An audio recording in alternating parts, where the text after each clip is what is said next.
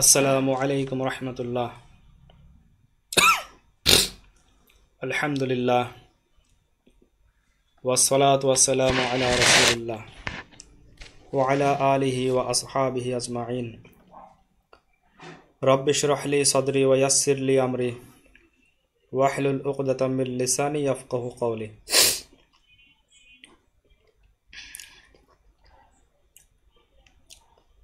আল মুকদ্দিমাতু ফি উসুলিল হাদিস।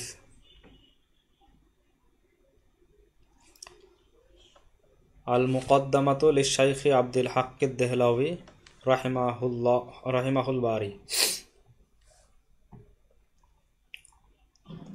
আল মুকদ্দিমাতুন ফি উসুলিল হাদিস লিল মুহাদ্দিসিল জালিল শাইখ আব্দুল হক আদ-দেহলাওয়ী রাহিমাহুল্লাহ।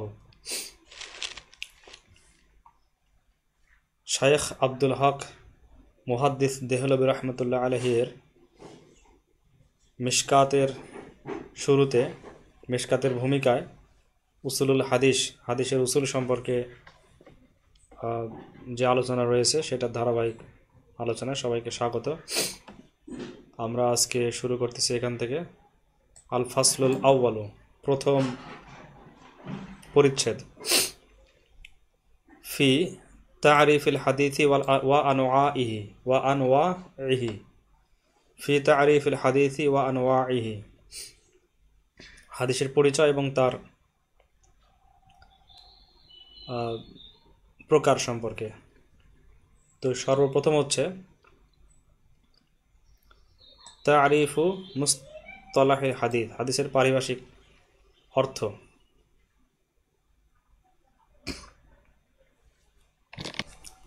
তো এই কিতাব সম্পর্কে বলা আছে এক জায়গায় যে এটা হচ্ছে মুকদ্দমাতুন ফি বায়ানি বাদি মুসতালাহাতি ইলমিল হাদিস। এটা হচ্ছে মুকদ্দম, ভূমিকা, বর্ণনা, কি বর্ণনার ক্ষেত্রে বাদি মুসতালাহি ইলমিল হাদিস, ইলমে হাদিসের পারিভাষিক কিছু বিষয়ের বর্ণনার হচ্ছে এটা একটা ভূমিকা। ইলমে হাদিসের কিছু পরিভাষাগত আলোচনা প্রসঙ্গে এই ভূমিকাটা আসছে, যেটা অতি সংক্ষেপ। মিম্মা ইয়াকফি ফি শারহিল কিতাবি মিন গায়রি তাতওয়িলি ওয়া ইতনাবিন, কোনো ব্যাখ্যা বিশ্লেষণ ছাড়াই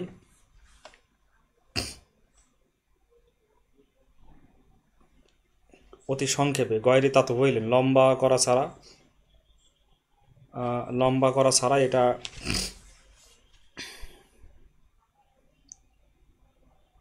অত্র কিতাবের ব্যাখ্যা বিশ্লেষণের জন্য যথেষ্ট, অর্থাৎ মিশকাত বোঝার জন্য যথেষ্ট পরিমাণ এখানে অতি সংক্ষেপে আলোচনা আছে ইলমে হাদিসের মুসতালাহাত, অর্থাৎ ইলমে হাদিসের পারিভাষিক বিষয় সম্পর্কে এখানে আলোচনা আছে। তো আমরা এখান থেকে শুরু করতেছি। বিসমিল্লাহির রহমানির রহিম। তারিফু মুসতালাহিল হাদিস।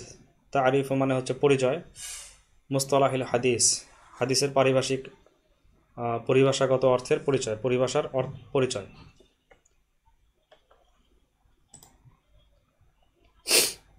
ইলাম মানে হচ্ছে জেনে রাখো যে, আন্নাল হাদিসা, জেনে রাখো যে হাদিস, ফি ইস্তুলাহি জমহুরিল মুহাদ্দিসিনা, ফি ইস্তুলাহি, যে হাদিস পরিভাষার ক্ষেত্রে হাদিস এই শব্দটা ব্যবহৃত হয় জমহুরুল মুহাদ্দিসিনা, কাদের কাছে? জমহুরুল মুহাদ্দিসিনা ফি ইস্তুলাহি জমহুরিল মুহাদ্দিসিনা, অধিকাংশ মুহাদ্দিসের পরিভাষায় এই হাদিসটা ব্যবহৃত হয়। হাদিসটা ইউতুলাকু, এটা ব্যবহৃত হয় আলা কওলিন নবী সাল্লাল্লাহু আলাইহি সাল্লাম, যে নবী করিম সাল্লাল্লাহু আলাইহি সাল্লামের কথার উপরে, কথার ক্ষেত্রে, ওয়া ফি'লিহি, এবং তার কাজের ক্ষেত্রে, ওয়া তাকরিরিহি, এবং তার নীরব সমর্থনের ক্ষেত্রে এটা ব্যবহৃত হয়। তো হাদিস এই শব্দটা জমহুর মুহাদ্দিস তাদের নিকটে পারিভাষায় এটা ব্যবহৃত হয় রাসূল সাল্লাল্লাহু আলাইহি সাল্লাম, নবী সাল্লাল্লাহু আলাইহি সাল্লামের কথা, কাজ এবং কর্মের ক্ষেত্রে, কথা, কাজ এবং নীরব সমর্থনের ক্ষেত্রে। নীরব সমর্থনকেই হাদিস বলা হয় জমহুর মুহাদ্দিসিনের ইস্তিলাহাতে।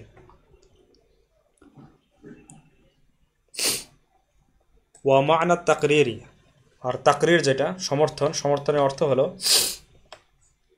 ওয়া মা'না তাকরিরি, অর্থাৎ তাকরিরের অর্থ সমর্থন, মৌন সমর্থনের, নীরব সমর্থনের অর্থ হচ্ছে আন্নাহু, যে তা, আন্নাহু ফাআলা আহাদুন, যে কেউ একজন, কোন একজন সাহাবী করেছে রাসূল সাল্লাল্লাহু আলাইহি সাল্লামের সম্মুখে, আন্নাহু ফাআলা আহাদুন আও ক্বালা শাইয়ান, অথবা কেউ একজন, কেউ কোনো একটা কিছু বলেছে, ফি হাদরাতিহি সাল্লাল্লাহু আলাইহি সাল্লাম, রাসূল সাল্লাল্লাহু আলাইহি সাল্লামের উপস্থিতিতে, রাসূলুল্লাহ সাল্লাল্লাহু আলাইহি সাল্লামের উপস্থিতিতে, তার উপস্থিতিতে অর্থাৎ রাসূলুল্লাহ সাল্লাল্লাহু আলাইহি সাল্লামের উপস্থিতিতে কোনো একজন সাহাবী কোনো একটা কিছু করেছে অথবা কোনো কিছু বলেছে। ওয়ালাম ইউনকিরহু, কিন্তু তিনি তার প্রতিবাদ করেননি, তিনি তা অপছন্দ করেননি, তার প্রতিবাদ করেননি। ওয়ালাম ইয়ানহা আন যালিকা, এবং তিনি সেটা থেকে সেটা করতে বা বলতে নিষেধ করেননি। ওয়ালাম ইয়ানহা আন যালিকা, এবং তিনি সেটা থেকে নিষেধ করেননি, সেটা করতে বা বলতে নিষেধ করেননি। বাল সাকাতা ওয়া কররা, বরং তিনি নীরব থেকেছেন এবং অনুমোদন দিয়েছেন। বাল সাকাতা, বরং তিনি সে ব্যাপারে নীরব ছিলেন। ওয়া কররা, এবং অনুমোদন দিয়েছেন বিষয়টাকে, ওই কথাটাকে বা ওই কাজটাকে অনুমোদন দিয়েছেন। ওয়াকাযালিকা ইউতলাকুল হাদিসু, ওয়াকাযালিকা ইউতলাকু, আর এমনিভাবে হাদিস বলা হয় বা হাদিস শব্দটা ব্যবহৃত হয়, আল হাদিসু, হাদিস শব্দটা ব্যবহৃত হয় আলা কওলিস সাহাবী, সাহাবীদের কথার ক্ষেত্রে, সাহাবীদের কথা, এক্ষেত্রেও হাদিস শব্দটা, হাদিস দ্বারা সাহাবীদের কথাকেও বলা হয়। ওয়া ফি'লিহি, এবং তার সাহাবীর কথাকেও বলা হয়, সাহাবীর কাজকেও বলা হয়। ওয়া তাকরিরিহি, এবং তার মৌন সমর্থন, তার নীরব সমর্থনকেও বোঝায়। অর্থাৎ রাসূল সাল্লাল্লাহু আলাইহি সাল্লামের কথা, কাজ এবং নীরব সমর্থনকে যেরকম হাদিস বোঝায়, হাদিস দ্বারা যেমন বোঝায়, ঠিক এমনিভাবে হাদিস দ্বারা সাহাবীর কথা, কাজ এবং নীরব সমর্থনকেও বোঝায়। ওয়া আলা কওলি তাবিঈ, এবং তাবেঈদের কথা, ওয়া ফি'লিহি, এবং তাবেঈর কথা এবং তাবেঈর কাজ, ওয়া তাকরিরিহি, এবং তাবেঈর নীরব সমর্থনকেও, সমর্থনের ক্ষেত্রেও হাদিস শব্দটা ব্যবহার করা হয়। হাদিস শব্দটা এক্ষেত্রে এটাকেও হাদিস বলে।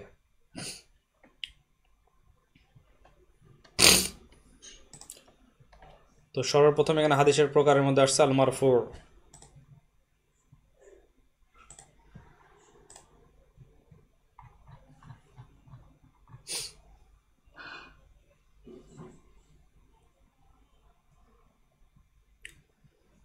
তো প্রথম প্রকারটা হচ্ছে মারফু। মারফু কোন জিনিস?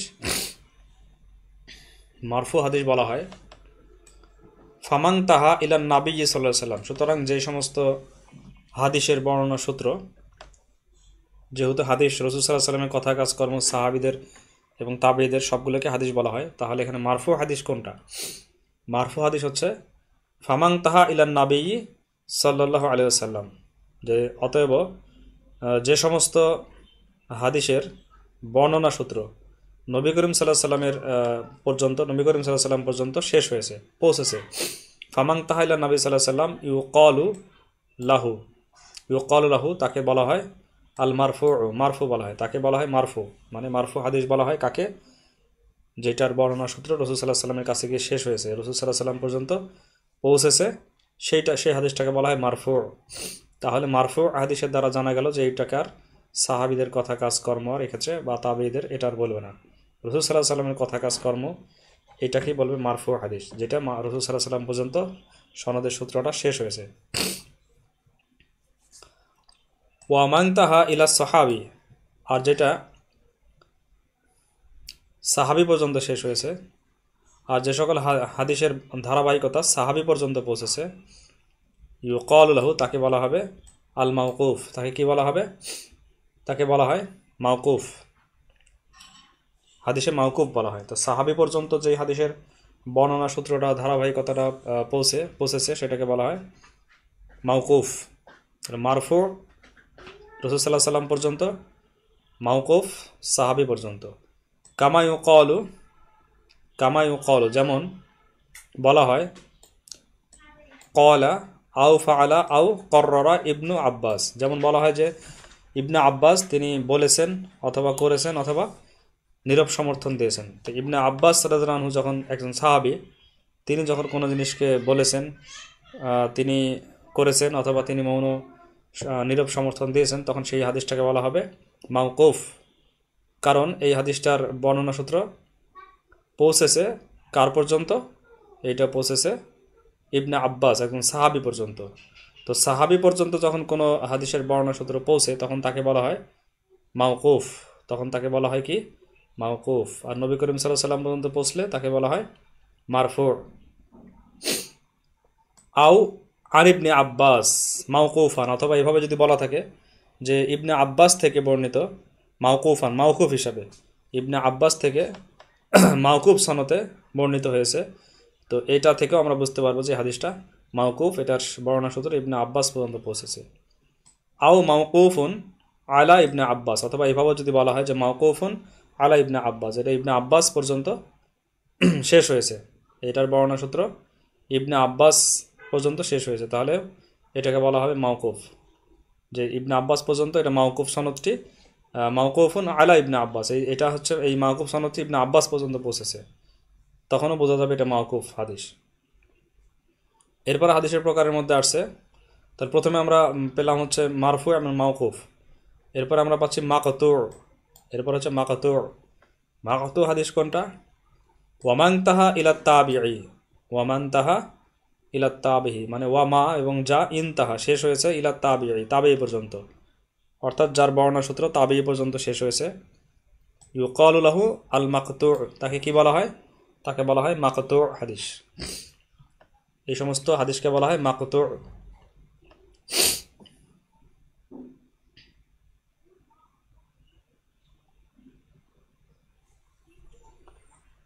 ওয়ামান তাহা ইলান তাবিঈ, আর যেই হাদিসের বর্ণনা সূত্র শেষ হয়েছে তাবিঈ পর্যন্ত, তাকে বলা হয় মাকতু। এরপরে আমরা জানতেছি আল হাদিসু আল আসার, হাদিস এবং আসার এই দুইটা সম্পর্কে আমরা এখন জানি, হাদিস কি আর আসার কি। তো এর আগে আমরা তিনটা জিনিস জানলাম, মারফু, মাওকুফ আর মাকতু। এবার হাদিস এবং আসার এই দুইটা সম্পর্কে আমরা জানবো। ওয়াকাদ খাসসাসা বা'দুহুম, আর কেউ কেউ অর্থাৎ কিছু সংখ্যক মুহাদ্দিস হাদিস শব্দটিকে তারা কি করেছেন? তারা খাস করেছেন, নির্দিষ্ট করেছেন আল হাদিসা, হাদিসকে। ওয়াকাদ খাসসাসা বা'দুহুম আল হাদিসা, তারা মুহাদ্দিসদের মধ্যে কিছু সংখ্যক মুহাদ্দিস তারা হাদিস শব্দটিকে নির্দিষ্ট করেছেন বিল মারফু ওয়াল মাওকুফ, মারফু এবং মাওকুফের মধ্যে তারা নির্দিষ্ট করেছেন। বিল মারফুই ওয়াল মাওকুফি, মারফু এবং মাওকুফের জন্যই তারা হাদিস শব্দটি নির্দিষ্ট করেছেন। ইদিল মাকতুউ ইউকালু লাহু আসার, তো সেই সময় বা ফলে তখন এই মাকতু এই হাদিসটাকে কি বলা হয়? তখন ইউকালু লাহু আসার, তখন তাকে বলা হয় আসার। তো কিছু সংখ্যক মুহাদ্দিসিন তারা নির্দিষ্ট করেছেন হাদিস শব্দটাকে মারফু এবং মাওকুফের ক্ষেত্রে, অর্থাৎ নবী সাল্লাল্লাহু আলাইহি ওয়াসাল্লামের পর্যন্ত যেটা পৌঁছেছে এবং সাহাবী পর্যন্ত যেটা পৌঁছেছে সেটার ক্ষেত্রে হাদিস শব্দটাকে নির্দিষ্ট করেছেন, এবং অন্যান্যগুলোকে অর্থাৎ মাকতু তাবিঈ পর্যন্ত যেটা পৌঁছেছে সেটাকে বলেছেন, সেটাকে তারা বলেছেন যে আসার, সেটাকে তখন আসার বলে।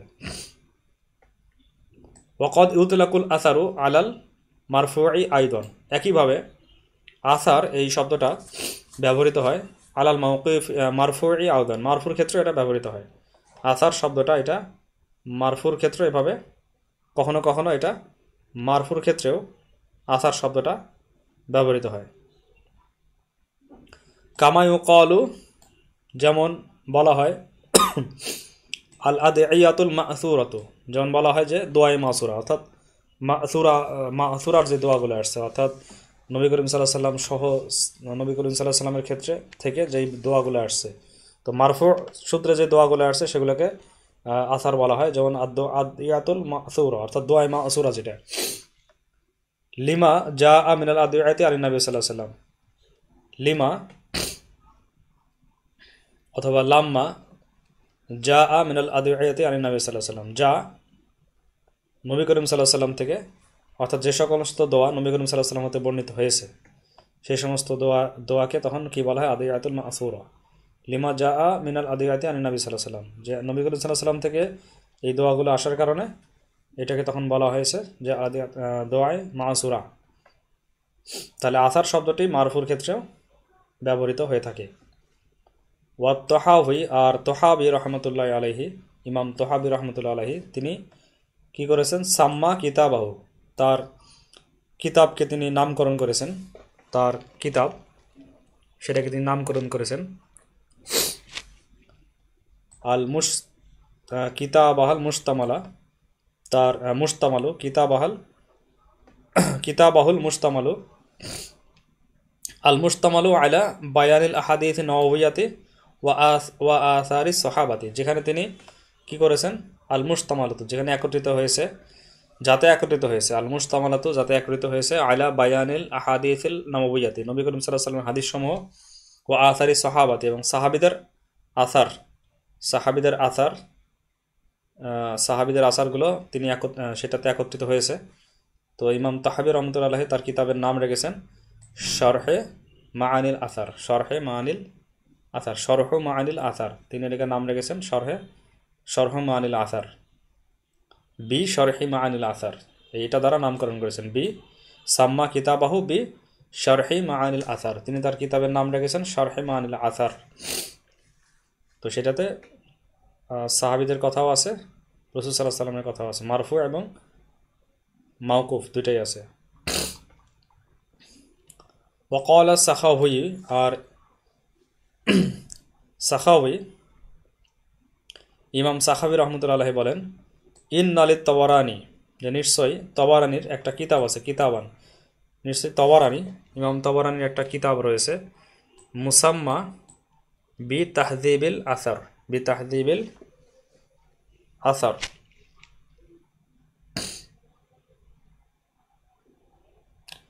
যে ইমাম ইমাম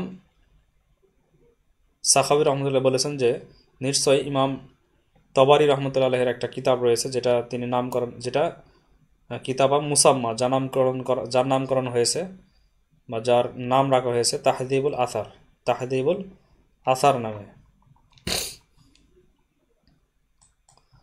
মা আন্নাহু মাখসুসুম বিল মারফুই, এটার সাথেই যে তিনি মা আন্নাহু মাখসুসুম বিল মারফুই, অথচ এতে শুধু মারফু হাদিস সমূহে চয়ন করার জন্য তিনি নির্দিষ্ট করেছেন। মা আন্নাহু মাখসুসুম বিল মারফুই, মাখসুস তিনি খাস করেছেন, তিনি নির্দিষ্ট করেছেন বিল মারফু রাখার জন্য, এটা মারফু হাদিস সমূহ চয়ন করার জন্য তিনি এটাকে নির্দিষ্ট করেছেন।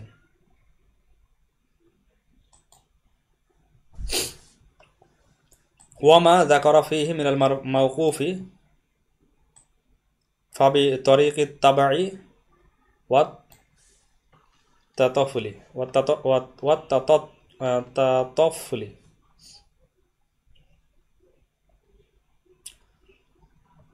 ওয়ামা যাকারা ফীহি মিনাল মাওকুফি ওয়ামা যুকিরা ফীহি মিনাল মাওকুফি, তবে এতে উল্লেখিত মাওকুফ হাদিস যেগুলো রয়েছে, ওয়ামা যুকিরা ফীহি, এতে যে উল্লেখিত হয়েছে, যে আলোচিত হয়েছে, ফীহি মিনাল মাওকুফি, মাওকুফ হাদিস সমূহ যেগুলো আলোচিত হয়েছে, ফা বি তরিকিত তাবাই ওয়া তাতাফুলি, সেটা হচ্ছে প্রাসঙ্গিক এবং অতিরিক্ত হিসাবে সেটাতে তিনি নিয়ে আসছেন, কিন্তু নাম মূলত মারফু হাদিসেরই তিনি নাম করেছেন তাহযীবুল আসার। এরপরে আরেকটা শব্দ, সেটা হচ্ছে আরো দুইটা শব্দ, খবর ওয়াল হাদিস, খবর ওয়াল হাদিস। তো খবর কাকে বলা হয় আর হাদিস কাকে বলা হয়? আল খবর ওয়াল হাদিস, খবর কাকে বলা হয় আর হাদিস কাকে বলে, দুটোর মধ্যে পার্থক্য আমরা খেয়াল করি। ওয়াল খবর ওয়াল হাদিস ফিল মাশহুরি, ওয়াল খবর ওয়াল হাদিস ফিল মাশহুরি, যে খবর এবং হাদিস এই উভয়ে প্রচলিতভাবে একই অর্থে পরিচিত। ফিল মাশহুরি বিমাআনা ওয়াহিদিন, ওয়াল খবর ওয়াল হাদিস ফিল মাশহুরি বিমাআনা ওয়াহিদিন, খবর এবং হাদিস এই দুইটা, খবর এবং হাদিস এই দুইটা শব্দ ফিল মাশহুর, এটা মাশহুর প্রচলিত হবে, মাশহুরের ক্ষেত্রে অর্থাৎ প্রচলিত হবে বিমাআনা ওয়াহিদিন, এটা একই অর্থে পরিচিত। ওয়া বা'দুহুম, আর কিছু সংখ্যক মুহাদ্দিসদের মধ্যে কিছু সংখ্যক খসল হাদিসা, তারা হাদিসকে খাস করেছেন, নির্দিষ্ট করেছেন বিমা জা আন নবী সাল্লাল্লাহু আলাইহি সাল্লাম ওয়া সাহাবাতি ওয়া তাবিঈ, নবী করিম সাল্লাল্লাহু আলাইহি সাল্লাম থেকে, সাহাবী থেকে এবং তাবেঈ থেকে যেটা এসেছে সেটাকেই তারা মুহাদ্দিসদের মধ্যে কিছু সংখ্যক তারা এটাকে হাদিস বলে, হাদিস নামে খাস করেছেন। ওয়াল খবরও, আর তারা খবরকে খাস করেছেন বিমা জা আন আখবারিল মুলুকি ওয়া সালাতুইনি ওয়াল আইয়ামিল মাদিয়াতি, এবং তারা এই খবরকে তারা খাস করেছেন যা এসেছে আখবারিল মুলুকি, বাদশাহ রাজা বাদশাদের সংবাদ থেকে যেটা আসছে, ওয়া সালাতুইনি, আইয়ামিল মুলুকি ও সালাতুইনি, রাজা এবং বাদশাদের যে সংবাদগুলো এসেছে, ওয়া আইয়ামিল মাদিয়াত, এবং বিগত দিনসমূহের যে কাহিনীগুলো এসেছে, ইতিহাসগুলো এসেছে, সেটার ক্ষেত্রেই খবরকে তারা খাস করেছেন। ওয়ালিহাদা ইউকালু, আর এই কারণেই বলা হয় লিমাই ইয়াস্তাগিলু বিসুন্নাতি, যে সুন্নাত নিয়ে যে ব্যক্তি মশগুল হয়, মশগুল থাকে, যে ব্যক্তি সুন্না নিয়ে মশগুল আছে তাকে বলা হয় মুহাদ্দিসুন, তাকে মুহাদ্দিস বলা হয়। ওয়ালিমাই ইয়াস্তাগিলু বিত্তাওয়ারিখ, আর যে তারিখ নিয়ে অর্থাৎ ইতিহাস নিয়ে যে মশগুল থাকে, যে মশগুল রয়েছে, তাকে কি বলা হয় আখবারিউন, তাকে আখবারি বলা হয়, অর্থাৎ আখবারি, ঐতিহাসিক বলা হয় তাকে, তাকে কি বলা হয় ঐতিহাসিক।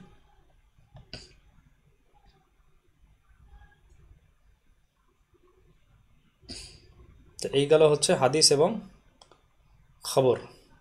হাদিস এবং খবর, যেটা হাদিস আর খবর একই অর্থে ব্যবহৃত হয়, কিন্তু কিছু সংখ্যক মুহাদ্দিসিন কিরাম তারা হাদিসকে রাসূল সাল্লাল্লাহু আলাইহি সাল্লাম, সাহাবী এবং তাবেঈ এনাদের থেকে যা আসছে সেটার উপরেই তারা খাস নির্দিষ্ট করেছেন, এবং যেটা মুলুক বাদশাহ রাজা বাদশাহ থেকে আসছে এবং অতীত কাহিনীগুলো আসছে এটাকে তারা খবর বলেছেন। এই জন্যই যারা হাদিস নিয়ে থাকে তাদেরকে মুহাদ্দিস, এবং যারা খবর নিয়ে থাকে তাদেরকে, তারিখ নিয়ে যারা থাকে তাদেরকে আখবারি, সুন্নাহ নিয়ে যারা থাকে তারা মুহাদ্দিস, আর যারা তারিখ নিয়ে থাকে তাদেরকে আখবারিউন অর্থাৎ ঐতিহাসিক বলেছেন। তো আজকে এই পর্যন্তই, আমরা পরবর্তী পর্বে ইনশাল্লাহ এরপর থেকে জানবো যে রফউ কিসমানি সরিহুন ওয়া হুকমিয়ুন, রফউ যেটা রফা মারফু হাদিস সেটা আবার দুই প্রকার, সরিহুন ওয়া হুকমিয়ুন। তো আজকে এই পর্যন্তই, পরবর্তী পর্ব দেখার আমন্ত্রণ জানিয়ে সবাইকে এখানেই শেষ করছি। আসসালামু আলাইকুম ওয়া রাহমাতুল্লাহি ওয়া বারাকাতুহু।